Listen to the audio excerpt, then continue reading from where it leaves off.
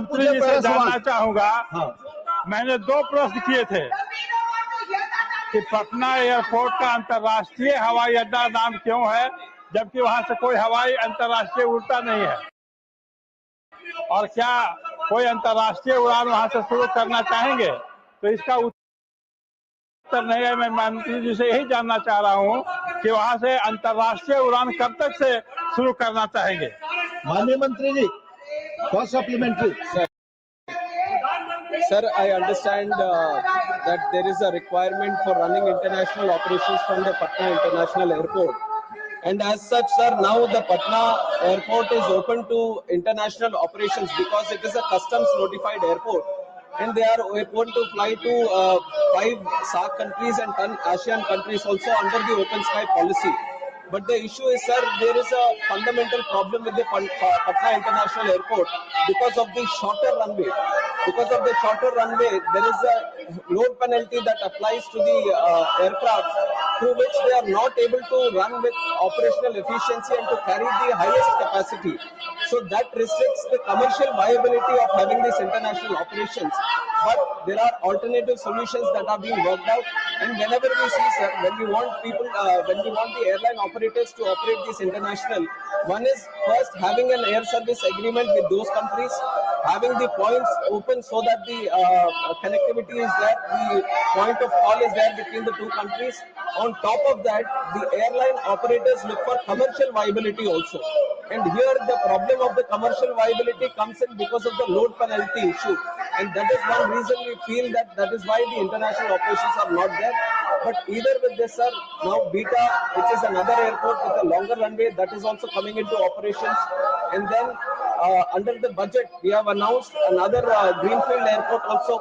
So there are many solutions that are being worked out, because for us in the country, Bihar is one of the most priority regions. From on behalf of the central government also, I can say, sir, as early as possible, we are also working towards a solution so that Patna, not only Patna, and other airports from Bihar also, let's say Gaya Airport, the international operations increase from these airports. Second supplementary doctor Bhim Singh. माननीय मंत्री जी से मैं जानना चाहता हूं कि क्या private कंपनियों से ये वायबिलिटी का अध्ययन कराना चाहेंगे? मंत्री जी ने कहा कि वाणिज्यिक अध्ययन के आधार पर निर्णय लिया जाता है। तो मैं माननीय मंत्री जी से जानना चाहता हूं कि वाणिज्यिक अध्ययन कराना चाहेंगे, और कराना चाहेंगे तो कब तक? रनवे की लंबाई बढ़ाने के लिए क्या उपाय किए जा रहे हैं? माननीय मंत्री जी। Sir, this expansion of runway issue has been going on for a long time, and we have tried every single bit. And land is a state subject, sir, and we have requested the state many times for expansion of the runway, requested for land. But there, if you see, on one side there is an existing railway line, and on the other side there is a historical clock tower, and there is also a geological path. So it is very, very difficult to obtain land in that area to expand the runway. And when it comes to commercial viability, sir, like I said, there is a penalty of 2 to 2.5 tons, and that is equal to 20 to 25 vacant seats. Now we have to run with 20 to 25 vacant seats to come under the load penalty. And if you look at the numbers, there are some numbers that the survey say. To Dammam, which is in Saudi Arabia, Patna, people traveling to Dammam is approximately 582 seats per week. And if you look at Dubai, it is 481 seats per week. And usually we take this 186-seater Airbus to travel to these destinations. And if you look at 580 or 480 seats that are traveling from Patna to these locations, it is translating into 3 flights per week. Usually the commercial viability happens when there are 7 flights per week. There is a demand to run 7 flights per week. So we are looking into this, sir. We are doing the study also on how many people, because so that it becomes easier to convince the private airline operators also to operate these sectors. And in fact, the operators also do their own surveys, because they are also the to connect more areas, to connect new routes. So definitely this is also under consideration. And we will support from our side also so that this survey or the viability is thoroughly being addressed. Thank you. माननीय अशोक मित्तल, माननीय अशोक मित्तल, ये सवाल Patna airport से जुड़ा है। आपका सवाल इस पर है। धन्यवाद महोदय। सर, हाल में इंडिगो की फ्लाइट C6E2482 जो कि एयरबस A320 और 271N थी और दिल्ली से पटना आ रही थी। जयप्रकाश नारायण इंटरनेशनल एयरपोर्ट पटना पर लैंडिंग के दौरान रनवे को ओवरशूट करके आगे निकल गई। यह घटना तकरीबन रात को हुई और एक हादसा बचा। सर, पटना एयरपोर्ट की रनवे लंबाई लंबे समय से चिंता का विषय रही है। वर्तमान में अनस्टेबल रनवे केवल 1670 मीटर तक सीमित है। खासकर एडवर्स विंड कंडीशन में यह लंबाई न केवल नैरो बॉडी एयरक्राफ्ट जैसे A320 और B737 के लिए रिस्की है, बल्कि वाइड बॉडी एयरक्राफ्ट जैसे बोइंग 777 और 787 या एयरबस A390 के लिए तो कंप्लीटली अनफीजिबल है, जिन्हें 2500 से 3500 मीटर रनवे की जरूरत होती है। मेरा सवाल आपके माध्यम से मिनिस्टर ऑफ सिविल एविएशन से प्रश्न है, क्या ऐसी कोई फिजिबिलिटी रिपोर्ट तैयार की जा रही है जिससे पता लग सके कि फ्यूचर में लार्ज एयरक्राफ्ट ऑपरेशन में पटना एयरपोर्ट को कैसे सुरक्षित बनाया जा सकता है? धन्यवाद। माननीय मंत्री। Sir, based on the runway constraints, which the only honorable member has also mentioned, the Patna airport is a smaller runway, sir, where there are restricted operations with the load penalty only, and which is very much thoroughly followed by the regulator and the airline operator also, so that safe operations happen at the Patna airport. And whenever these kind of incidents happen, they are properly investigated and ensured that the next time these kind of incidents don't happen. But when it comes to the futuristic solution on having wide body operations and having long overhaul operations from these areas, then it is proposed to have a new airport only, greenfield airport. But as this airport is restricted, and if you want to expand the runway also, it is physically impossible, because there is railway track on one side and there is a clock tower on the other side, and without the land you can't expand the runway also. So within the stipulated runway of what you have mentioned to be 2100 meters, to have these wide body operations is not at all possible. So an alternate runway which can cater for the wide body operations is being considered. In the budget also, a greenfield airport for the city of Patna has been proposed. So we are actively looking into this solution by creating alternative airport. Dr. V. Shivdasan. Dr. V. Shivdasan. Dr. V. Shivdasan. You have a question, Yes, sir. supplementary. Yes, sir. It relates to Patna Airport. Yes, sir. My question is related to the Patna Airport. sir. My question is related to airport, sir. Yes, Patna Airport in his answer.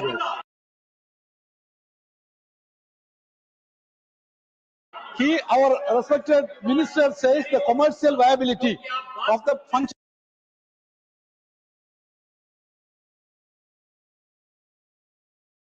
of airport. My question is, sir, the commercial viability, the word commercial viability. In my hometown, one airport is there, Kannur Airport. There, we have requested the government, continuously request, not only from our party and the parties and the government of Kerala requested the point of call status, sir. but they are not ready to allow the point of call status. If the theory of commercial viability is there, then why they are not allowing the point of call status? I request.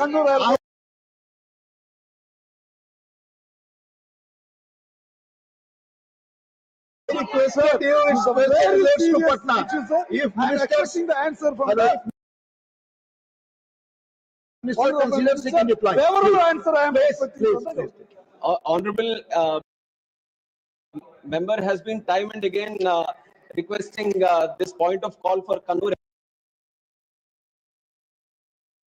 Airport, sir. But if you had heard my answer, which I have answered before, I have mentioned that the first is to have the point of call in the air service agreement with that country. Only then the commercial viability comes into it. It's not the other way around, where the country works out the commercial viability and then looks at this. Let him reply. On Only the, ministers reply is good. on the Please, specific please. issue, sir, Please. Kerala is the only state where 3 airports already have point of call. 3 airports already have point of call, and this is the 4th airport which is coming for discussion.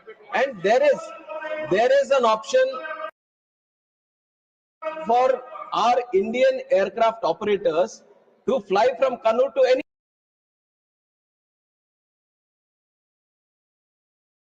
destination. It is all open. Only for the foreign carriers to come to that place, you need the point of call. So there is no complete restriction as such that without point of call you can't travel internationally. You can, the Indian airline operators can travel to these destinations. And you also have to keep in mind, sir, that the point of call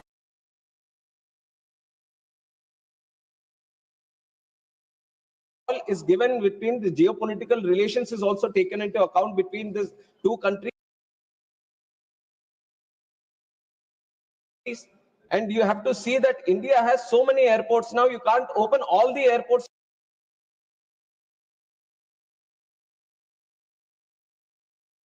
to point of call, and you can't fly to 1 or 2 destinations in that country also. These are certain things that we also have to keep in mind, that when you want to open a country to all the locations, then you have to have a equal, you have to have a equal level playing field. And for Kerala Airport, you already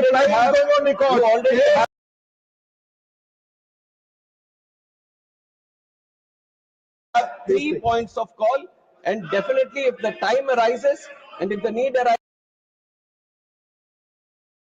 and if the both the countries agree, then we will keep it as a point of call. Thank you. Last supplementary on question number 1.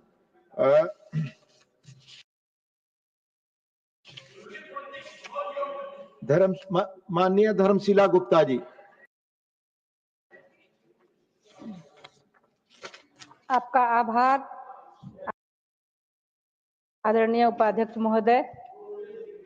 Gujarat के सूरत और अहमदाबाद जैसे मुख्य शहरों में हमारे बिहार के लाखों निवासी नौकरी और व्यापार के लिए गुजरात में बसे हुए हैं, जिनमें से अधिकांश का परिवार बिहार में ही रहते हैं।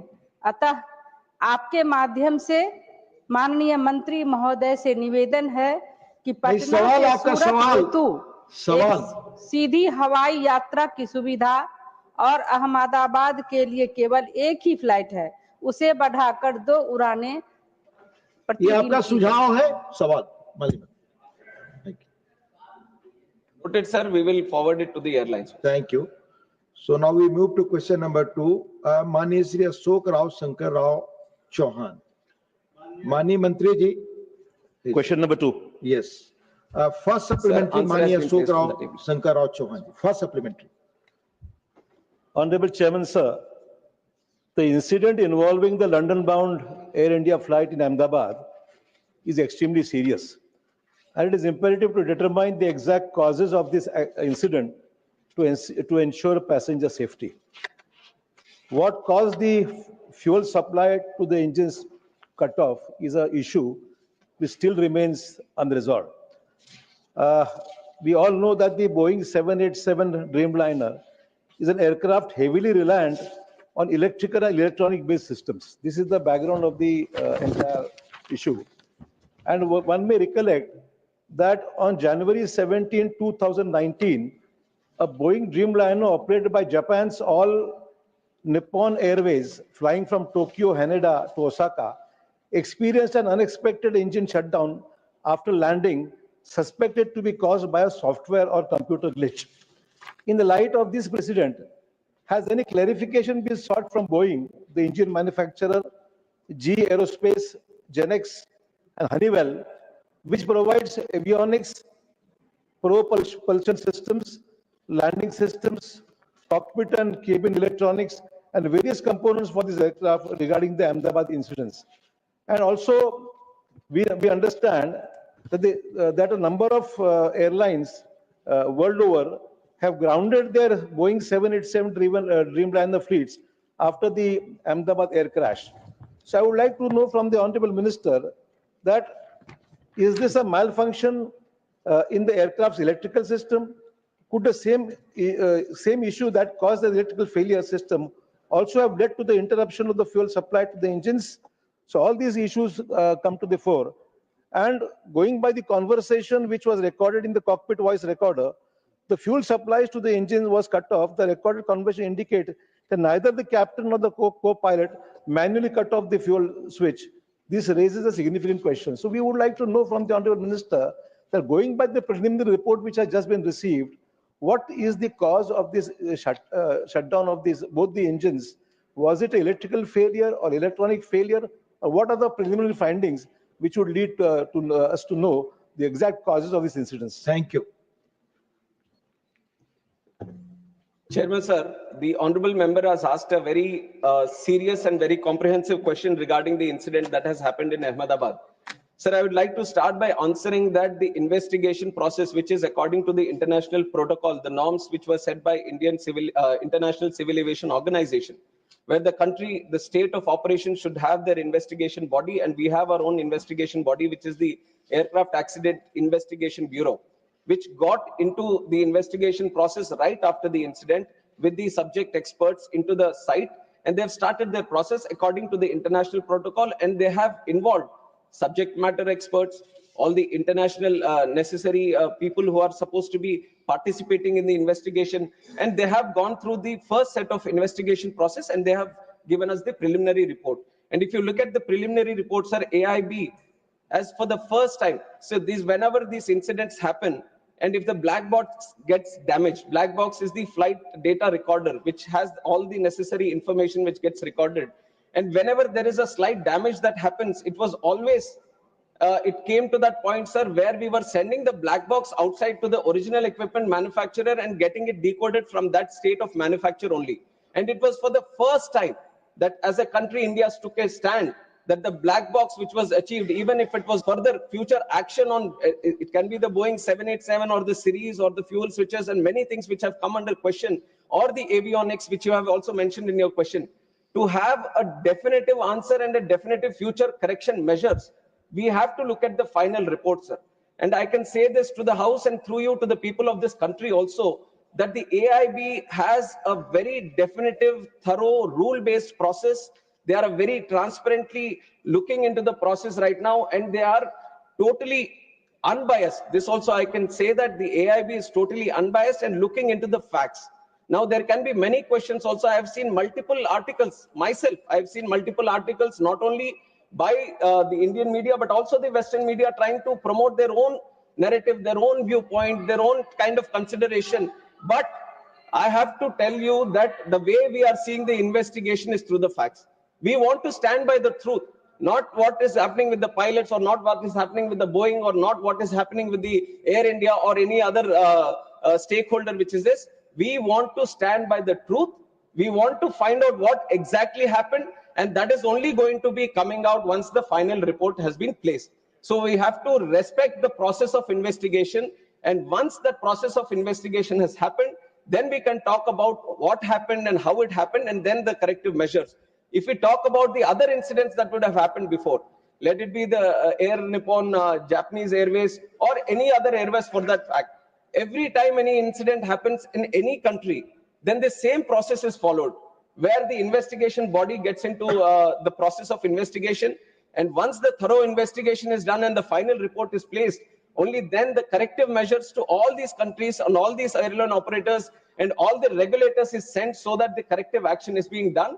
And this has happened in the previous incidences also. Wherever there was any incident happened, whenever there was a mandatory suggestive correction measures that were supposed to be done through the international protocol, it is mandatory for every state regulator to follow these and every airline operator to follow these. And we have thoroughly, without any negligence, we have thoroughly followed all the corrective and suggestive measures from the ICAO international protocol.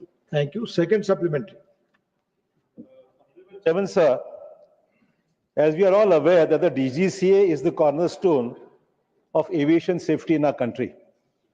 But as we know, that in spite of these serious incidents which have taken place in our country, at this Ahmedabad incidents or the earlier whatever accidents have taken place, the DGCA is functioning at 50% of its sanctioned strength, technical strength.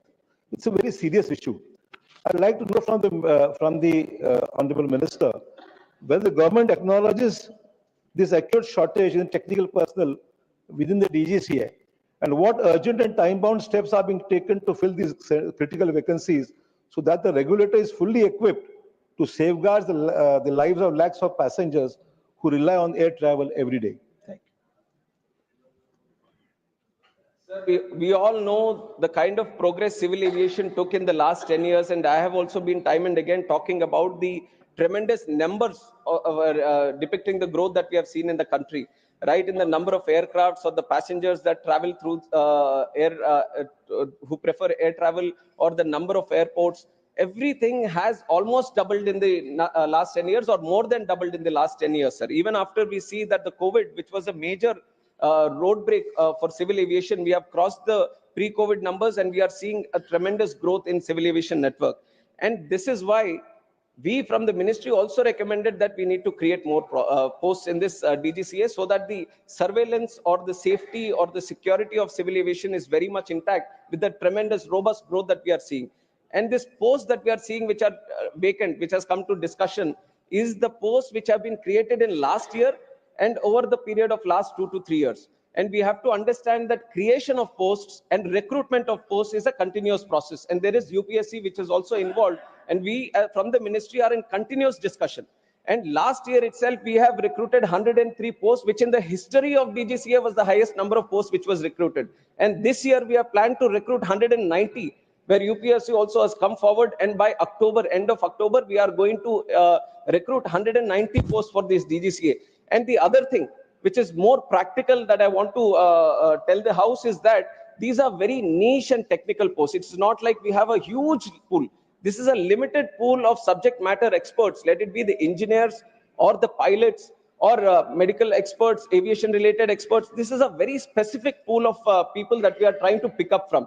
And it is a very tough process of picking up the right people, because these are going to be the regulators, these are going to be the inspectors, these are going to take care of the safety. So the recruitment process is also a very rigorous process, and we are doing our we have taken notice of this thing also, and it has been continuing process, and we are putting more pressure so that the timelines for the recruitment also come down. And very soon we are in the process of achieving 90% of these vacancies also to be recruited. Thank you.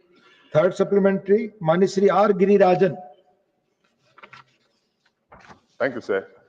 I would like to know from the Honorable Minister whether the government has formed any high-level committee and formulated any new norms and procedures to be adopted and complied during the safety audits and the routine inspections of each and every flight before the takeoff, and to provide special refresher training to ensure the physical, mental and emotional stability of the pilots are stable and fit to fly after they complete their 1,000 hours of flight? Thank you, sir. Thank you. Sir, like I said, one after the incident itself, one aircraft investigation bureau, they are running the investigative process into finding out how and why the incident happened. And on the other side, overlooking in a holistic approach on the safety measures and what can be done further. Because not only within the country, we are also trying to study other countries across the world where there might be better safety measures in their own countries. So we have also formed a high-level committee under the chairmanship of Home Secretary, and all important people from the aviation are also participating in it. And they are calling people from multiple sectors who are necessary to give more suggestions regarding this. And it is an ongoing process, sir. It was formed right after the incident, and it has got a timeline of 3 months so that they can have multiple meetings within this. And the question which has been put up by the honorable member is also discussed within that committee, and we are all hoping that they come up with some good measures. We already have very robust safety mechanism in the country. We all have to be aware of this process, that it is not that something extravagant or something outside the box is required for the country. We have a very good safety mechanism. Today, if you look at the numbers, today domestically, there are 2,909 departures that are happening in the country. 2,909. And internationally, if you look, 624. So overall, the number of departures that are happening every day from the country, 3,500. And around 5 lakh passengers are traveling every day by air. Even today, these are numbers that I've taken from today. So 5 lakh passengers are traveling safely every day. 3,500 flights are taking off every day from the country. So we have a very good process, but we are not stopping there. We want things to be brought down to zero in terms of incidents or anything. That is the process that we have. That is the integrity that we have, and that is the target that we have. So we are being more open now to the suggestions that are coming into our side, and we are looking at the international process also. And some of the countries where they feel, because ICAO, which is the International Civil Aviation Organization, always has a third eye on all the countries which are running operations, which are having these civil aviation networks, because civil aviation is not a thing where it is just within the country. It is not limited within the country. There are airlines from our country which are registered in India going into other countries and picking up and traveling passengers of other countries also. And likewise, other countries, airlines are coming into our country and they are picking up our passengers. So this is a global thing. And all the countries which are having these civil aviation departments or ministries or sectors, they all have to comply with the Civil Aviation Organization, International Civil Aviation Organization protocols. And we have been very committed to maintain those protocols. And we have a very effective score of 85 in the International Civil Aviation Organization safety score. And there are other countries, and you have to imagine the numbers that India has. We have more than 160 airports in the country. And I've given you the number of passengers that are traveling every day. In other countries, you might say that New Zealand or UAE or this thing, how many airports they have? 1, 2, 3. And we are operating at such a vast scale. And that is not like an excuse I'm putting, but that is the kind of growth that we have seen in the country, and the kind of growth we are trying to maintain by also having 100% safe and secure civil aviation network. Dr. Fauzia Khan.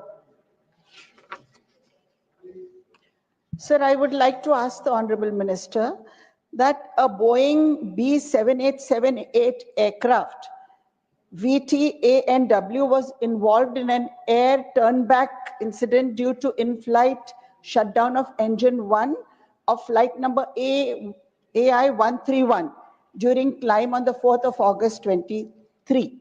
Sir, from the Chhatrapati Shivaji Maharaj International Airport, Mumbai to Heathrow on the 4th of August, this flight was leaving.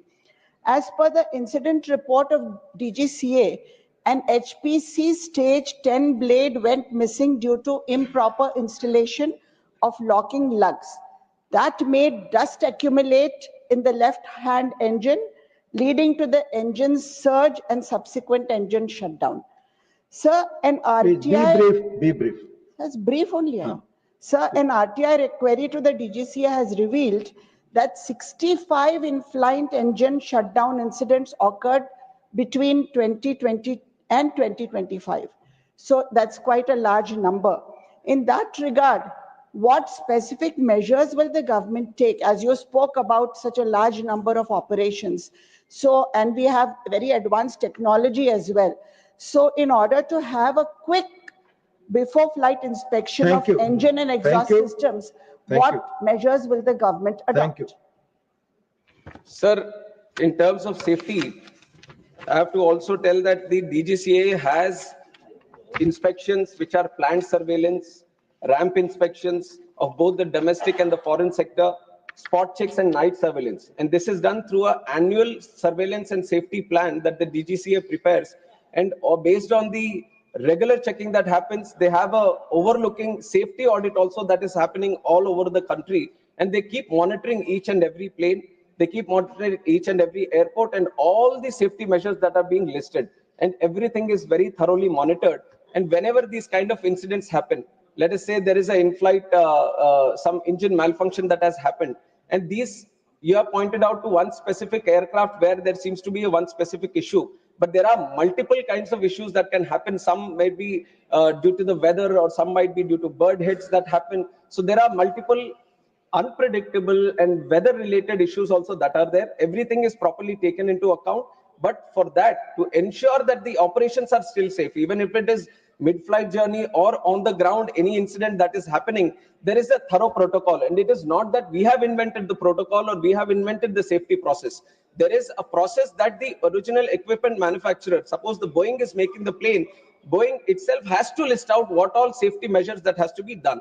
And on top of that, the FAA, which is the state regulator of that country, it also goes through a process of seeing the design, the maintenance and manufacture. It comes out with the process. Then there is the International Civil Aviation Organization, which overlooks all this, and it comes out with the process. And once that plane is coming back to our country, our state regulator, which is the DGCA, it goes through all these processes, and if mandatory, adds some more processes from its side, so that every single flight before it takes off goes through a specific maintenance based on the line maintenance, base maintenance, engine maintenance. Everything is properly checked from the pilot also. Before taking off, pilot also on ground, he goes around the aircraft and checks all the things. Aircraft maintenance engineer also does another checking. After robust checking and properly dotting down what is happening with the aircraft, only then looking at the rules and procedures, if the aircraft is good for taking off at the time, only then it is supposed to be taken off. So all the processes are thoroughly listed, and we, on behalf of the ministry and from the regulator DGCA, we ensure that there is no negligence and there is no incompetence on any of the processes, and everything is very thoroughly monitored. And if anything occurs also, and if there is anything which occurs due to negligence, then we take serious action on both the operator and any necessary person, and we impose penalties, suspensions. All the process of enforcement is also duly listed. Thank you. Last supplementary on this question, Mani Satnam Singh Sandhu. Sir मेरा सवाल इस हादसे में मारे गए unlucky लोगों के लिए है। जो लोग इस हादसे में मारे गए हैं उनकी जान की भरपाई तो नहीं हो सकती, लेकिन फिर भी जो बेस्ट पॉसिबल फैमिली के लिए हो सकता है वो होता है। इस हादसे में मारे गए पैसेंजर्स के लिए तो कॉम्पनसेशन अनाउंस की गई है, लेकिन इसमें मेडिकल छात्र भी मारे गए। एक मेडिकल कॉलेज के स्टूडेंट्स जो अपने हॉस्टल में खाना खा रहे थे, मेरा सवाल उनको लेकर है कि उनके लिए कॉम्पनसेशन हुई है, और क्या उनकी फैमिली जो ट्रॉमा में है उनको कोई साइकोलॉजिकल हेल्प देने की कोशिश की गई है? धन्यवाद। Thank you. Sir, first of all, I'd like to, through this house, also offer my condolences to the families of both the passengers of who are traveling in the plane, the crew and the passengers, and also the students, the families of both the students also. And this has been our idea right from the time the incident took place, that we are not going to differentiate between the victims, saying that Acha, these are the people who have traveled in the plane and these are the other ones who have got affected or succumbed to outside injuries outside the plane. And all the support that is being extended to the victims of the families inside the plane, the same assistance is being extended to all the families of the people, students who have died outside also, sir. And the compensation also equally, they have also been taken into account, and they are being provided the compensation and the necessary support for the future also. Much of this, the responsibility has been taken by Air India, and combinedly, all the people, both in flight and off, everyone is being taken care of, both from the family side, and all the compensation is being equal. And this not only in terms of compensation definitely equal, but in terms of assistance also that we are trying to provide from the government side, there is no difference. We are keeping, both are being taken into account in the same process. Question number 3, Srimati Rekha Sharma ji. माननीय मंत्री जी, पहला supplementary. Sir, through you, I would like to ask Honorable Minister, sir, whether the government has undertaken specific initiatives to promote digital upgradation and adoption of emerging technologies, such as artificial intelligence among MSMEs in Haryana, to enhance productivity and competitiveness. माननीय मंत्री जी.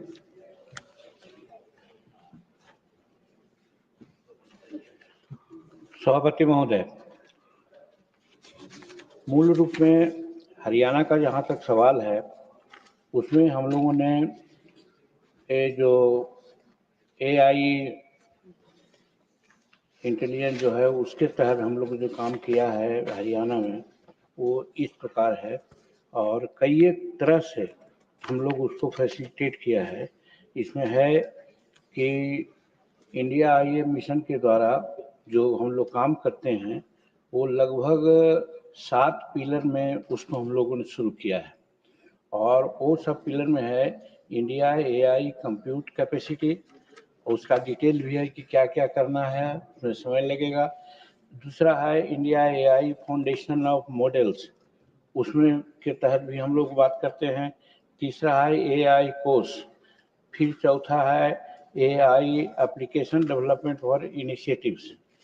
पांचवा है कि India IA future skills. और छठा है India IA startup financing. And सातवां है सेफ एंड ट्रस्टेड IC. इसके माध्यम से हम लोग हरियाणा में टेक्नोलॉजी के विकास के लिए और जो भी वहाँ का विकास इस मायने में है उसके लिए हम लोगों ने किया है.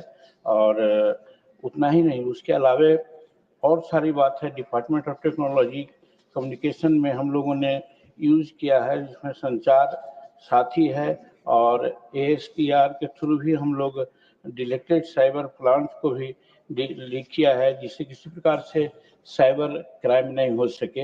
ये सब प्रयोग हम लोगों ने हरियाणा में किया है. माननीय रेखा जी, आपका दूसरा सप्लीमेंट्री.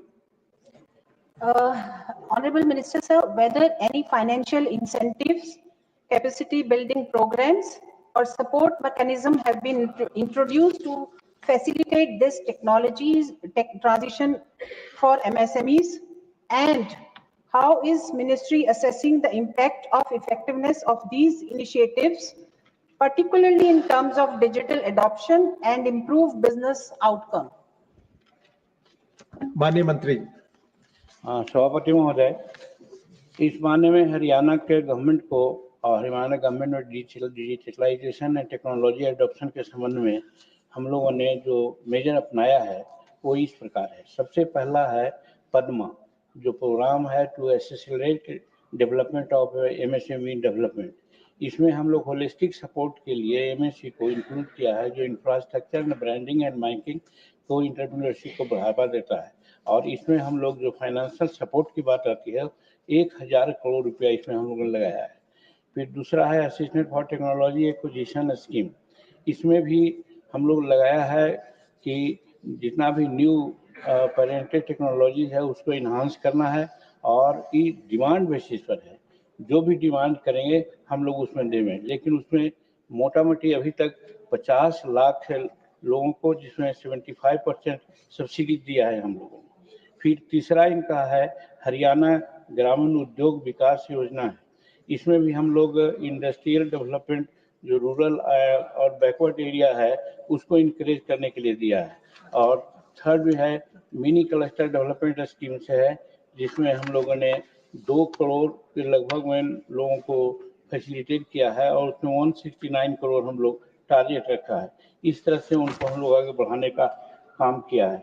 और फिर जहाँ तक digital portal of government MSME का मामला है, उसमें बहुत से स्कीम हैं जिसके तहत हम लोगों ने काम किया है, और उसकी लंबी सूची है। अगर वो कहेंगे तो उनको हम भेज देंगे। ऐसे 27 स्कीम्स ऐसे हैं जिसके तहत हम उनको मदद करते हैं।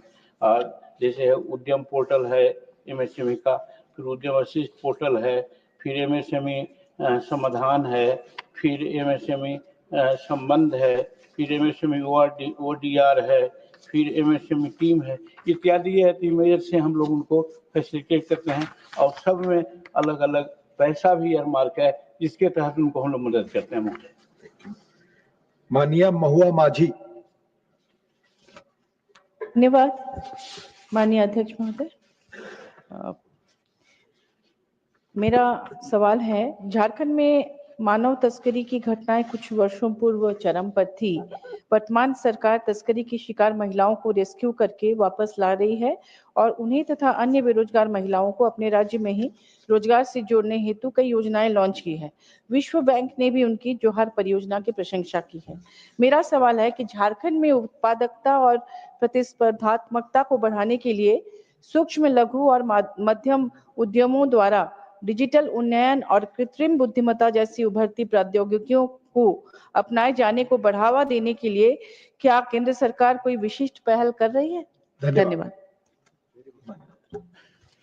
क्वेश्चन खास करके हरियाणा के संबंध में है, इसलिए हरियाणा से संबंधित सारा स्कीम्स लाए हैं। और हरियाणा में जैसे कि हम आपको बताना चाहते हैं कि टूल्स टेक्निकल इंस्टीट्यूशन है, वो सब में हम लोग वुमेन के लिए एक विशेष व्यवस्था किया है। तो उसी तरह से अगर झारखंड की बात आएगी तो झारखंड की सूचना हम उनको दे देने का काम आप पता करके माननीय सदस्य दे देंगे। ठीक है। माननीय राघव चड्ढा। माननीय Raghav Chadha. Question number 3. Sir, question number 4. I sought. You have mentioned question number 3 here, sir. Sir, must be Please. question number. It's 3rd. I can show you. Please. Just if somebody. Please take it. माननीय Kiran Chaudhary. I would like to ask the Honorable Minister that has the government collaborated with any institutions or industrial bodies in Haryana such as NIFTM Kundli or MSMED Karnal to facilitate digital skill training for small enterprises, and also if there is any plan to set up a dedicated technology facilitation center or center of excellence for digital MSMEs in Haryana. Thank you. इस तरह के काम के लिए हम लोग हरियाणा सहित समस्त देश में टूल्स रूम, एक्सटेंशन रूम और एक्सप्रेशन सेंटर के माध्यम से हम लोग काम करते हैं। जहाँ तक यहाँ हरियाणा का सवाल है, उसमें हम लोगों ने जो दिया है टूल्स रूम और टेक्नोलॉजी सेंटर जो कंट्री में दिया है, उसका भी लिस्ट है। जैसे Indo German tools room Aurangabad Maharashtra में है, institute of design electrical measuring instrument है। इसी तरह से हमारे यहाँ सेंट्रल टूल्स रूम में ट्रेनिंग सेंटर CTTS भुवनेश्वर में है, Indo Danish tools room DTR Jamshedpur में है। इस तरह से अनेकों सेंटर हम लोग ने बनाया है इसी टेक्नोलॉजी के विकास के लिए। और फिर जैसे कॉमन फैसिलिटी सेंटर का सवाल है, उसमें हम लोग 5 जगहों में इस तरह की व्यवस्था की है। और उसमें है कि लोकेशन ऑफ द प्रोजेक्ट अगर है तो उसमें फुटवेयर क्लस्टर भुवनेश्वर बहादुरपुर जयगिर में है, और उसमें भी दिया है कि डेट ऑफ अप्रूवल है 3/12/2012 से दिया है, और प्रोजेक्ट कॉस्ट है 1509.82 करोड़ रुपया का है, और गवर्नमेंट ऑफ इंडिया का ग्रांट अप्रूव उसमें है 916.68 है। उसी तरह से प्रिंटिंग एंड पैकेजिंग क्लस्टर का भी है जो करनाल में है, और उसमें भी है डिटेल। सर पैसा करने में समय लगेगा, लेकिन हमारे पास है, ये उनको हम भेज देंगे, जिसमें डिटेल है कि कहाँ कहाँ हम लोग किया है। खाली क्लस्टर का नाम हम दे देते हैं। 2 गो बताया हमने कि food cluster Bahadurganj, printing and packaging cluster pharmaceutical cluster है, फिर इंजीनियरिंग क्लस्टर यमुनानगर में है, फिर प्लाईवुड क्लस्टर जमुनानगर में है। और ये सब में कब शुरू किया है, कितना पैसा दिया है, वो सब इसमें इंडिकेटेड है महोदय। तो मैंने हम लोगों ने इसके लिए किया है। और जहाँ तक state technology centre being establish Haryana का मामला है, तो पहले ही बताया कि टेक्नोलॉजी सेंटर रोहतक में हम लोगों ने शुरू करने का प्रयास किया है, और हम समझते हैं कि जल्दी ही इसमें सारा काम हम लोग शुरू कर देंगे। माननीय Ravichandra Vaddiraju, question relates to Haryana. No, sir. Country एक है ना sir. If the honorable minister wants to reply, sir, MSME के बारे में बात आपसे। Sir, lakhs of people are depending upon MSMEs. However, they are struggling to get a decent income from the sector. Lack of the proper support from the government will create various problems in front of them. So my question is, how much is the total allocated amount as a union government subsidy to this sector? Thank you. महोदय, MSME का 3 अंग है एक तरह से। उसमें सूक्ष्म, लघु और मध्यम उद्योग के माध्यम से काम करते हैं। विशेषकर हमने सूक्ष्म और मध्यम उद्योग को लिया है, और मध्यम उद्योग और सूक्ष्म उद्योग में 2 तरह से हम लोग काम करते हैं। एक उसको पोर्टल दिए बनाया है, उस पोर्टल में एक उद्यम पोर्टल है और उद्यम असिस्ट पोर्टल है। जहां तक इसको आगे पैसा देने की बात है, इसमें हम बताना चाहते हैं कि उद्यम में और उद्यम असिस्ट लेकर के दोनों में हम लोग 28 करोड़ समथिंग लोगों को हम लोग अभी तक रोजगार दिया है। और रजिस्ट्रेशन का जहां तक सवाल है, 6 करोड़ समथिंग है। कहने का मतलब हम यहाँ कहना चाहते हैं कि प्रधानमंत्री के बारे में लोग प्राय कहते हैं कि प्रधानमंत्री जी सिर्फ बात बोलते हैं। मैं आपको बताना चाहता हूँ इस गेस्ट हाउस को कि हमारे MSME के माध्यम से ही आज 28 करोड़ और 6 करोड़ 34 करोड़ लोगों को हम 2016 से आज तक के हम लोगों ने रोजगार देने का काम किया है। ये महत्वपूर्ण बात है। और इसमें जहाँ तक पैसा इन्वेस्टमेंट का सवाल है, हम लोग जैसे PM विश्वकर्मा योजना के माध्यम से भी हम लोग छोटे छोटे उद्योगों को, जिसमें वो चमड़ा का काम करते हैं, ये सैलून का काम करते हैं, जिनको कोई आज तक नहीं देखा है, हमारे प्राइम मिनिस्टर नरेंद्र मोदी जी ने उसके लिए भी PM विश्वकर्मा योजना के माध्यम से काम किया है, और उसमें सर्टेन राशि भी अलॉट किया है। और राशि का जहां तक सवाल है, हमारे यहाँ राशि की कोई कमी नहीं है, जो ही होता है हम लोग उसको देते हैं। इसे हर आइटम में राशि बताना हमारे समझ से संभव अभी नहीं है। अगर होगा तो माननीय सदस्य को हम भेज देंगे। आप हाँ माननीय last supplementary on this, Dr. Kalpana Saini. No, please. नहीं, माननीय चड्ढा जी ने नहीं लिया था सप्लीमेंट्री अपना। Question number 4 now Shri Manoj Kumar Jha ji. माननीय मंत्री जी, इसमें सर अभी बोला कहाँ से? नहीं अभी सवाल के लिए। हाँ। तो let me complete first formality, उसके बाद पहला सप्लीमेंट्री अब आप पूछिए। आप नहीं, मैं शुक्रिया अदा, इसलिए मैं परेशान था कि वक्त ना चला जाए। पर्याप्त वक्त है। Thank you sir. नहीं, फर्स्ट सप्लीमेंट्री वो पूछ रहे हैं। You are here just. माननीय उपसभापति जी, आपके माध्यम से माननीय मंत्री जी, अभी आज मैं देख रहा था कि इस विषय पर तमाम सदस्यों ने अपनी चिंता व्यक्त की है, और वो देश की सामूहिक चिंता है। मुझे अफसोस के साथ पहली सप्लीमेंट्री आने से पहले कहूं कि एक रिपोर्ट लीक होती है, टेलीविजन डिबेट्स में पायलट को विलेन बना दिया जाता है। वो बेचारे दुनिया में आके कहेंगे नहीं कि हम गुनहगार हैं या कोई टेक्निकल मैलफंक्शन। खैर, मेरा पहला है कि जब FAA की federal US federal aviation administration की 2018 और यूके की सिविल एविएशन अथॉरिटी ने ये सारे एडवाइजरी पहले जारी की थे फ्यूल स्विच सिस्टम की। अभी हाल में आपने खास करके बोइंग 737 और 787 एयरक्राफ्ट के लिए मैंडेटरी किया है कि आप उसकी ऑडिट करिए, उसकी सेफ्टी सिक्योरिटी मैकेनिज्म को चेक कीजिए। My question is, you have this input in 2018, since 2018, in 2024, why does it take a crash of this nature to do what should have been done in a routine way? Thank you. Sir, your question also has the answer. In a routine way, all these checks are already done. When there is a directive that is issued, then there is a special check that is done. But in terms of all the equipment that is there, according to the protocol that is listed, all the checks are thoroughly done. It is not that only when they say that this has to be checked, there is a special check that is done. All the fuel switches, all the cockpit, all the tires, everything get checked very robustly, very regularly. That is why we have a very tough process. But taking an advance, like you said, we wanted to be more thorough. All checking has been duly happening from that time. And what you have mentioned, what the FAA has done also, there are two types of directives. That is, one is the AD, which is the airworthiness directive, which is a mandatory that all the other state regulators, they all follow. But what you have mentioned right now is a special airworthiness information bulletin, which is not a mandatory thing. Like you said, if necessary, then the state regulator can do it. But at that point of time, the regulator also took a call that this is not a mandatory thing, and we, on our process of ensuring safety, we have a very good, robust process. So there is not a special check that is required because it was not a mandatory thing that was advised. But after the report has come, we have taken that also into cognizance to ensure that there is further, because like you said, these reports that have come. But I can show you 150 reports where every possible angle that the report can be, everything is already listed. कोई भी अगर report आ जाता तो आप बोल सकते थे कि ये तो पहले ही आ चुका है.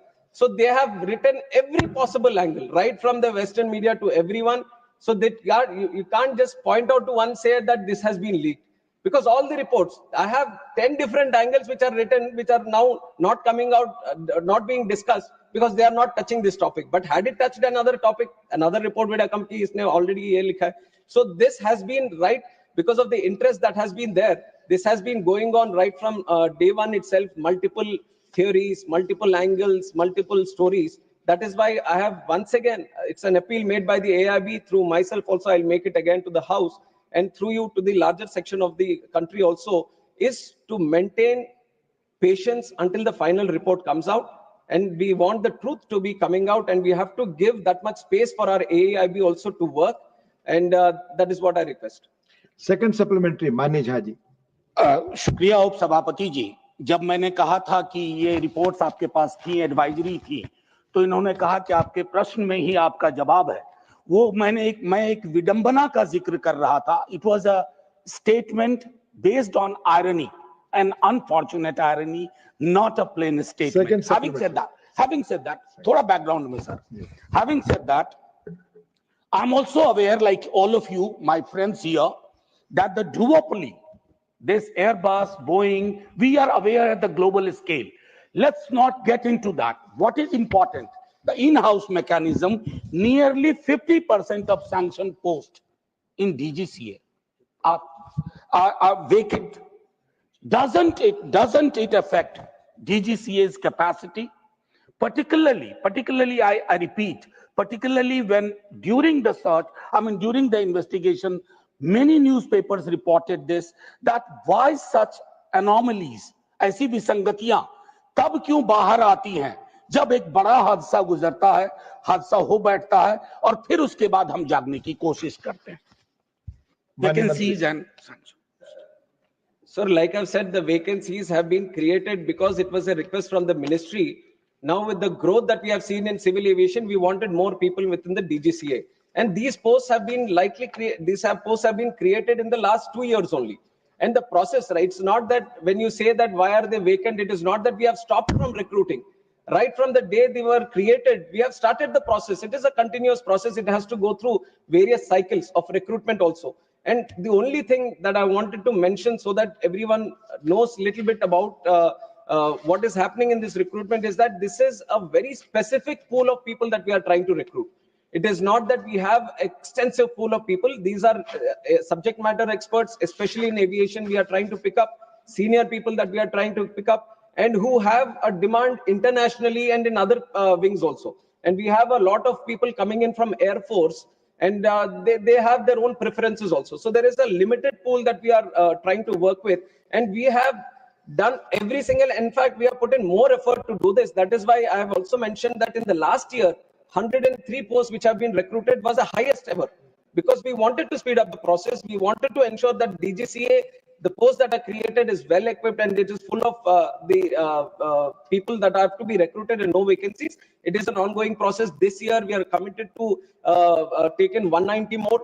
And also in the future, all the posts are being worked out in such a way that no vacancies, the situation of no vacancies does not arise. For supplementary, Mani Sanjay Singh, not present. Mani Sri Raghav Chadha. Thank you. Thank you so much, sir. Sir, India's civil aviation sector is booming, no doubt.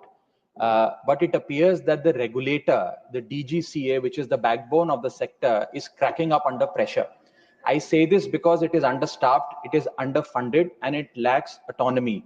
Sir, parliamentary standing committee की report बताती है कि वर्ष 2024 में technical post में overall vacancies की बात नहीं कर रहा, डीजीसीए के अंदर टेक्निकल पोस्ट में 55% की वैकेंसी है.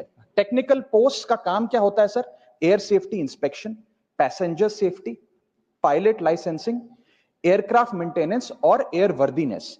सर ये शॉर्टेज नहीं, ये क्राइसिस है. और मुझे लगता है sir there is no, thank you sir, सवाल पे आ रहा हूं, that there is no margin of error in the skies. तो मेरा माननीय मंत्री जी से सर आपके माध्यम से सवाल है कि हम एक डीजीसीए को सेबी जो एक फाइनेंशियल मार्केट का इंडिपेंडेंट रेगुलेटर है और ट्राई जो टेलीकॉम सेक्टर का एक इंडिपेंडेंट रेगुलेटर है, ऐसा ही एक ऑटोनॉमस स्टैट्यूटरी बॉडी में क्यों नहीं तब्दील करते? और दूसरा टेक्निकल पोस्ट की वैकेंसी कब तक भरी जाएगी? Please, thank you.